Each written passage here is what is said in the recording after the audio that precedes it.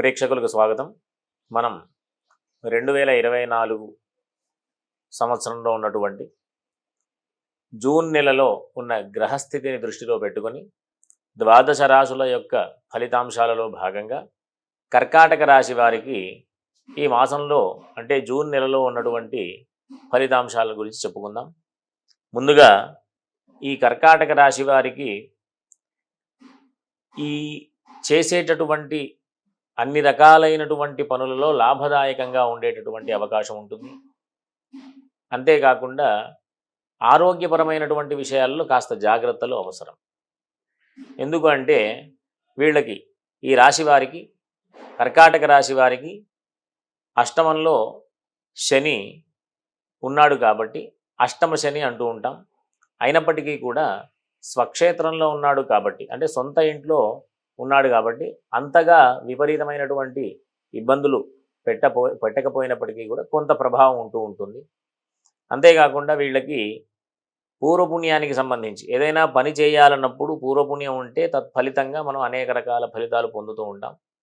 అది కాస్త వీక్గా ఉంది కాబట్టి వీళ్ళు చేసేటటువంటి ప్రతి పనిలో కూడా చేయవలసినటువంటి శ్రమ కంటే కొంచెం అధికంగా శ్రమ చేయడం ద్వారా వీళ్ళు సత్ఫలితాలు పొందేటటువంటి అవకాశం ఉంటుంది. అంటే ఈ మాసం అంతా కూడా కాస్త శ్రమతో కూడుకున్నటువంటి స్థితి అన్నమాట.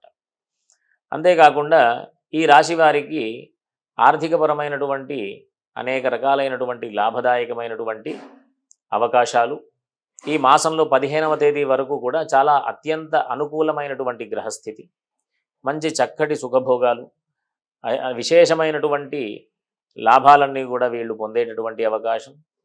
ప్రధానంగా ఈ కర్కాటక రాశి వారు భూగృహ సంబంధమైనటువంటి అంటే ఏదైనా భూమి మీద కానీ ఇంటి మీద కానీ పెట్టుబడి పెట్టడం వల్ల మంచి లాభాన్ని పొందేటటువంటి అవకాశం ఉంటుంది. ఈ రకంగా వీళ్ళు ఇబ్బందుల నుంచి అధిగమించి అనుకూలమైనటువంటి ఫలితాలు పొందాలి అంటే ప్రతిరోజు కూడా హనుమాన్ చాలీసా పారాయణ చేయడం ద్వారా మంచి అనుకూలమైనటువంటి స్థితి కలుగుతుంది. కాకపోతే వృత్తి వ్యాపార ఉద్యోగాలు చేసేటటువంటి వాళ్ళకి మాత్రం కాస్త అననుకూలమైనటువంటి స్థితి నెలంతా కూడా కొంత కనిపిస్తూ ఉంది. ఎందుకు అంటే వృత్తి స్థానంలో, ఉద్యోగ స్థానంలో, వ్యాపార స్థానంలో కుజుడు వేధస్థానంలో ఉన్నటువంటి స్థితి అన్నమాట. అయినప్పటికీ కూడా కుజుడు స్వక్షేత్రంలో ఉండడం ద్వారా ఈ ఇబ్బందులు సహజంగా అది స్వక్షేత్రం కాకుండా ఉంటే వేరే రాశిలో కుజుడు ఉండి అది దశమస్థానం అయ్యి ఉంటే కనుక చాలా ఇబ్బందులు ఎదుర్కొనేటటువంటి అవకాశం ఉంటుంది వృత్తి వ్యాపార ఉద్యోగాల విషయాలలో. కాకపోతే ఇప్పుడున్నటువంటి స్థితిలో అంత ప్రభావం కాకుండా కొంత ప్రభావం అయితే చూపిస్తుంది. ఈ కర్కాటక రాశి వాళ్ళు చేసేటటువంటి అన్ని రకాలైనటువంటి పనులు విశేషమైనటువంటి ఫలితాలు ఇస్తూ ఇబ్బందుల నుంచి అధిగమించాలి అంటే ఒకటే ఒక మార్గం ఉంది. అది సుబ్రహ్మణ్య స్వామి వారి యొక్క ఆరాధనలు.